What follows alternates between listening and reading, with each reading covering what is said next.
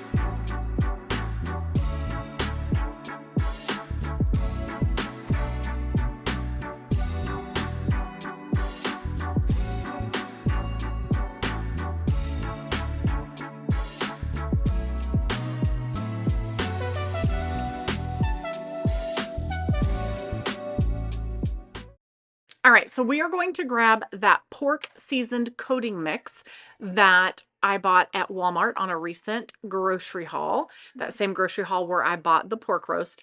And we are going to use one of these seasoning packets. So this seasoning stuff will go a long way.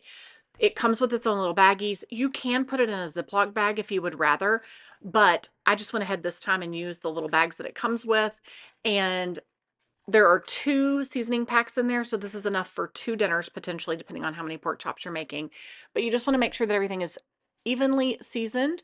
And then I'm just kind of using tongs to do this work. I just want you to know, guys, I'm washing my hands in between like each of these times. I'm cutting stuff, I'm cleaning the countertops, I'm washing my hands, but I'm not showing that in the video because do you really want to see me doing that? But I just want you to know, like, all of that is very important to me. This counter has been cleaned and disinfected in between all of this stuff, in between the steps. I'm really kind of very, very particular about all that. Anyway, all right. I'm using these tongs just so that I really hate the idea of all the meat germs and potential bacteria being like under my nails, and I don't know. That was on my mind when I was cutting the meat. Anyway, so we're getting these evenly coated, um, just making sure that each of them has the coating on there. You totally could make your own coating. I really don't know.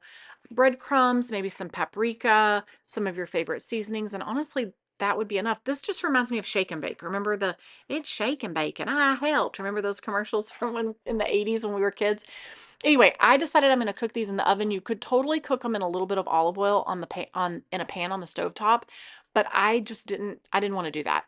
So I put them on a cookie sheet that was covered in parchment paper to make for an easier cleanup, and we're just going to put those into the oven just like that. So what else did we make? And there's my mom washing dishes. I'm like, Mom, let's just use the dishwasher. No. So what else did we make? We cut up, we had some watermelon left over. I used a 5-pound bag of potatoes that I had gotten from HEB on sale for $1.49, and we made those into mashed potatoes. I opened up a can of green beans and actually that's 2 cans of green beans and a can of peas from, um, that were from Walmart. We sliced up 2 tomatoes that actually we had a neighbor that had a ton of produce, and they will do this periodically where they go and buy mass amounts of produce and just give it out to the neighborhood. It's like a husband and wife that do it. And I'm going to show you that in an upcoming video, all the things that I got. But here's part of it. These cucumbers and these tomatoes came from that little stockpile. Oh my goodness, they were fantastic. So we decided to use those as a side. So we've got the tomatoes, we just put a little bit of salt and pepper on them. And then the cucumbers, we put a little bit of salt and pepper on them too. I had some leftover lettuce and onion from when we made the Italian subs, and we just set that out. My mom wanted to do like her own little mini salad. So that was there for anybody who wanted to do that. And this was a filling dinner. Now, I could have also made some dinner rolls or something like that. Plus, we've got that watermelon there. You know, we could have made a big salad to go with it, but this was enough. It was plenty. It was so comforting. It was absolutely delicious. We loved it. My mom had to test the cucumbers to make sure they were okay.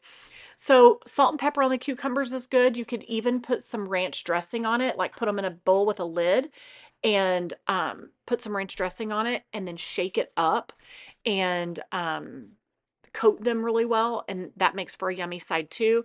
My mashed potatoes, you guys have seen me make mashed potatoes before, but we used a whole 5-pound bag. Salt your water well. Then when you mash them, I just hand mash them, and I add a stick of butter. So if I'm doing 5 pounds, I do a stick of butter, and then I do probably a half a cup, sometimes a little bit more, of flavor-free Greek yogurt, or you could do sour cream, or you could do mayonnaise, or you could do ranch dressing. And then, did I say mayonnaise? You could do mayonnaise too. Any of those creamy things you could do. And then salt and pepper. It needs plenty of salt and pepper.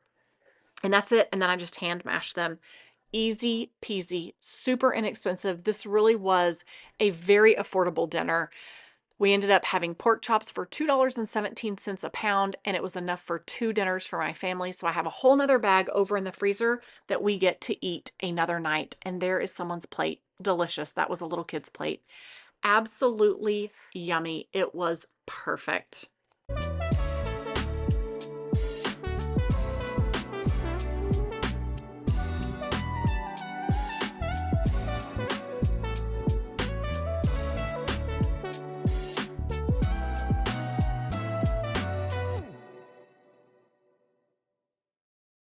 And here I am making plates. I don't mind making plates. My mom is just telling me exactly what she wants on her plate. Give me some of this, give me some of that. I love having her here. She is here visiting for 3 weeks. We actually only have 1 week left at this time, at this point of her visit, and I do not want her to go home. I love having her here, and I love cooking with her, and I love learning from her, and just, you know, just having her here. It's been so great. So, yep. Oh, she wants her tomato just like that. She reminds me so much of my grandmother, and I miss my grandma so much. Very specific. Very, very specific. Anyway, I also wanted to say my glasses, just know those are, I just put them like on my neck instead of putting them on my head sometimes because they fall off of my head. Look at how good that looks. And I know it looks kind of weird. Like, is that my face? Is that, where are those glasses? They're just, they kind of have springs on them. So they kind of enclose a little bit so I can put them on my neck and they don't fall off. I know that's weird.